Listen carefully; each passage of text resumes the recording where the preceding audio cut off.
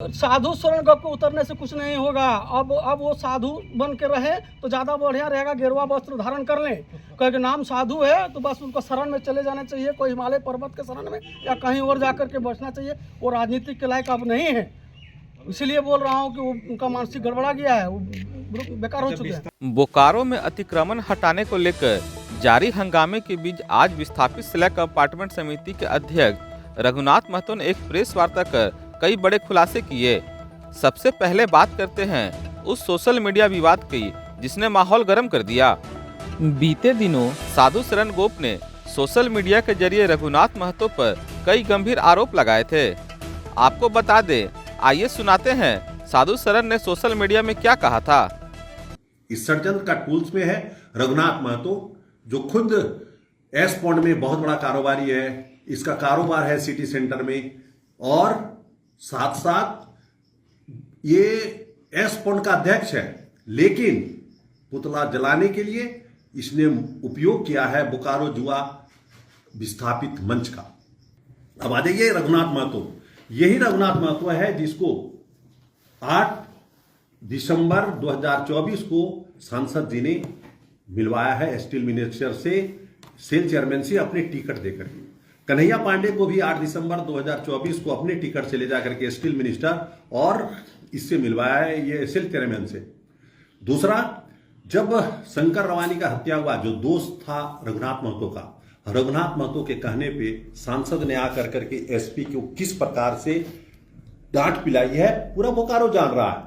और उसके बावजूद रघुनाथ महतो का सांसद जी के खिलाफ आना और पुतला दहन करना कहीं न कहीं एक बड़ी षड्यंत्र है, और ऐसे षड्यंत्र से विस्थापितों का अपमान हुआ है, विस्थापितों की छवि को ही खराब किया है। अब आते हैं रघुनाथ महतो की प्रेस कॉन्फ्रेंस पर। रघुनाथ महतो ने 2 टूक कहा कि धनबाद सांसद के बयान के बाद कई जगहों पर विरोध हुआ, मगर साधु शरण गोप अनाप शनाप बयानबाजी कर विस्थापितों को भटकाने का काम कर रहे हैं। उन्होंने साधु शरण पर तीखा हमला करते हुए कहा, कभी कांग्रेस कभी बीजेपी, बस कुर्सी बदलने की राजनीति। विस्थापितों की लड़ाई से इनका कोई लेना देना नहीं। रघुनाथ महतो ने याद दिलाया, जब सीआईएसएफ की लाठी से प्रेम महतो की मौत हुई थी तब पूरा बोकारो एकजुट हो गया था। पार्टी चाहे कोई भी हो, विस्थापित हमेशा एक साथ खड़े हुए हैं। उन्होंने कहा, ढुल्लू महतो को जिताने में भी विस्थापितों की बड़ी भूमिका थी, क्योंकि उम्मीद थी कि अब विस्थापितों की समस्या का समाधान होगा। शंकर रवानी हत्या मामले पर भी रघुनाथ महतो ने बड़ा बयान दिया। मेरे कहने पर सांसद महोदय ने बोकारो एसपी को फटकार लगाई और तत्काल कार्रवाई का निर्देश दिया था। विस्थापितों ने इसका स्वागत किया।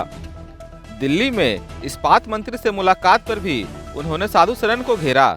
16 सूत्री मांग पत्र दिए, 1 साल हो गए, पर साधु शरण आज तक नहीं बताते कि उस मांग पत्र पर क्या हुआ। ना ही बताते हैं कि सांसद महोदय विस्थापितों के लिए क्या क्या काम कर रहे हैं।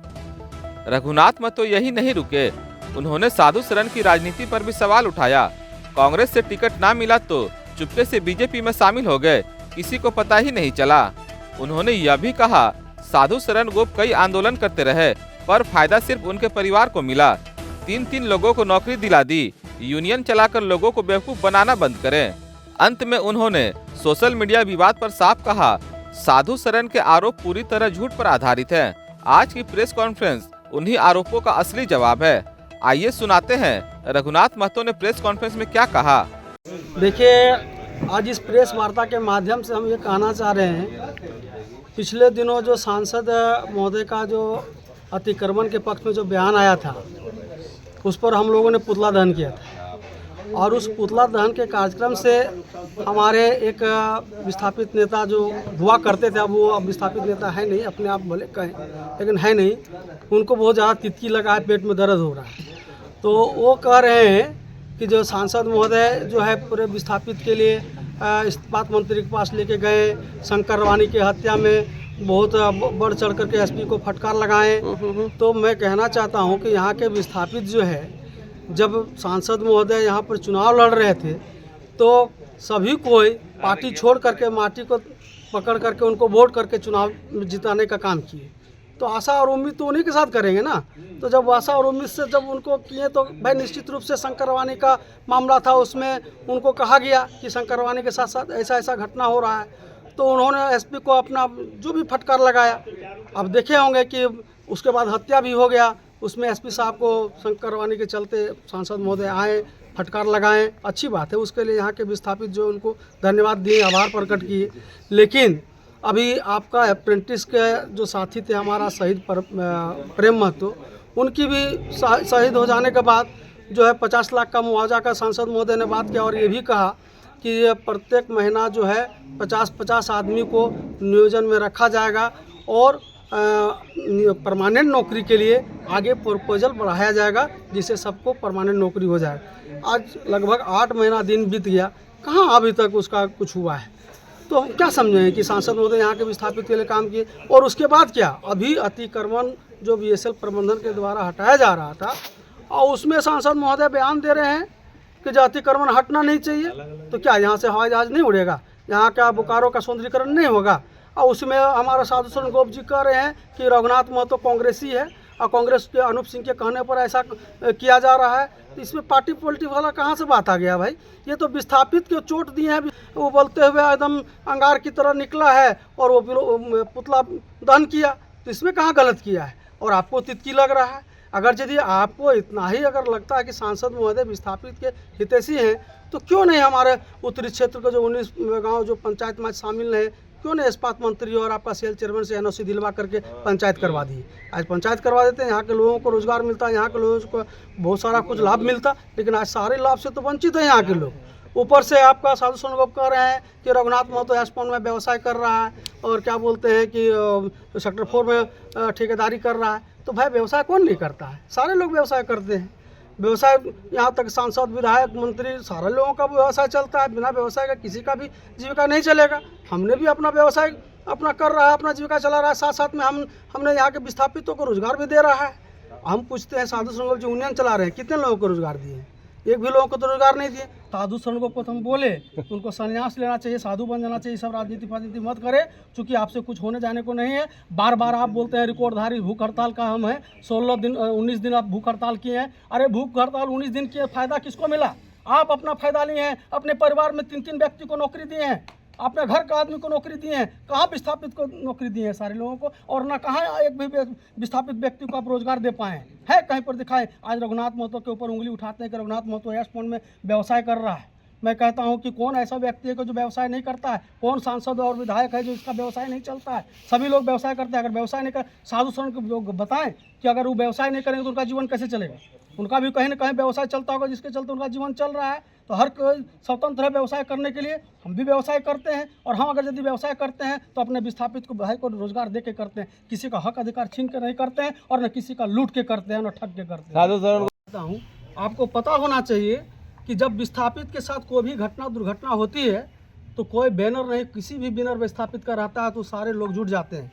तो अगर यदि उन्होंने इस तरह का बयान दिया और कोई भी विस्थापित का ही बैनर था, ना कोई जरूरी था कि रघुनाथ महतो का विस्थापित सेलेक्ट कंपार्टमेंट समिति का बैनर हो, विस्थापित का बैनर था और विस्थापित के बैनर तले पुतला दहन किया गया है। इसमें कहीं कुछ कोताही नहीं बरतना चाहिए और लोगों को इसमें गलत मानसिकता नहीं रखना चाहिए। मतलब पुतला दहन होने तो बौखला गया क्या लोग? एकदम बिल्कुल बौखला गए हैं, और खास करके साधु शरण गोप पर पागल हो गया। इसलिए पागल हो गया है कि अगर विस्थापित का यदि अगर यह बात यदि साधु शरण गोप नहीं बोलेंगे तो हो सकता है कि सांसद महोदय इसको भी लात मार देंगे। कैसे? सब जगह से खाए क्या? एकदम वो यही सोच रहे हैं कि अब हमको किसी, देखिए आपको भी पता होना चाहिए साधु शरण गोप का अपना अस्तित्व किस जगह पर है। आप सबसे पहले राष्ट्रीय जनता दल, झारखंड मुक्ति मोर्चा, उसके बाद क्या बोलते हैं समाजवादी पार्टी, उसके बाद क्या बोलते हैं आजसू पार्टी, उसके बाद कांग्रेस पार्टी। अब घुस गए हैं सांसद महोदय के पास में। कब इस्तीफा दिए कांग्रेस पार्टी से और कब जाके ज्वाइन किए बीजेपी में, किसी को तो पता ही नहीं है। तो ये तो दिखा रहे हैं उनको सांसद हम आपका है और हमको आप साथ दीजिए ताकि हम मेयर चुनाव लड़ेंगे और हमारा आप मदद कीजिएगा, पैसे से भी मदद कीजिएगा और जन से मदद कीजिएगा। इसलिए ऐसा वो कर रहे हैं सांसद, जबकि होने वाला नहीं। बार बार उनको कई काम में आपको सहयोग किया गया है, कई काम में विस्थापितों के लिए सांसद महोदय ने आप लोगों का सहयोग किया है। अरे भैया जब सहयोग किया तो उनको आभार भी जताया यहाँ का विस्थापित। मैं कहाँ बोल रहा हूँ। अगर आप मेरे लिए कीजिएगा, आपके विस्थापित के लिए आप कीजिएगा, तो आपको विस्थापित हमेशा आपको धन्यवाद देंगे, आपको आभार जताएंगे, और किया भी है। लेकिन आप यदि गलत करिएगा तो विरोध तो करेंगे ही। घर में अगर यदि 5 भाई है तो 5 भाई तो आपस में तकरार होता है, लेकिन घर से उसको अगर बहिष्कार कर देगा तो विरोध करेगा। बड़का दादा विरोध में उतर गए हैं, क्या वजह मान रहे हैं? कौन विरोध में उतर गए हैं? बड़का दादा साधु शरण गोप आपका। साधु शरण गप को उतरने से कुछ नहीं होगा। अब वो साधु बन के रहे तो ज़्यादा बढ़िया रहेगा। गेरुआ वस्त्र धारण कर लें, क्योंकि नाम साधु है तो बस उनको शरण में चले जाना चाहिए, कोई हिमालय पर्वत के शरण में या कहीं और जा कर के बचना चाहिए। वो राजनीतिक के लायक अब नहीं है, इसलिए बोल रहा हूँ कि वो उनका मानसिक गड़बड़ा गया है, वो बेकार हो चुके हैं। विस्थापितों को बांटने का साधु शरण गोप को नसीहत हम यही दे रहे हैं कि विस्थापित के प्रति उलूल जुलूल बकना बंद करें, और यदि किसी के साथ में 2-2 हाथ करना हो तो मैदान में आकर के 2-2 हाथ कर लीजिए, और गलत बयानबाजी मीडिया पर नहीं करें, क्योंकि ये विस्थापित जो है, सारे विस्थापितों में एक ही दर्द है।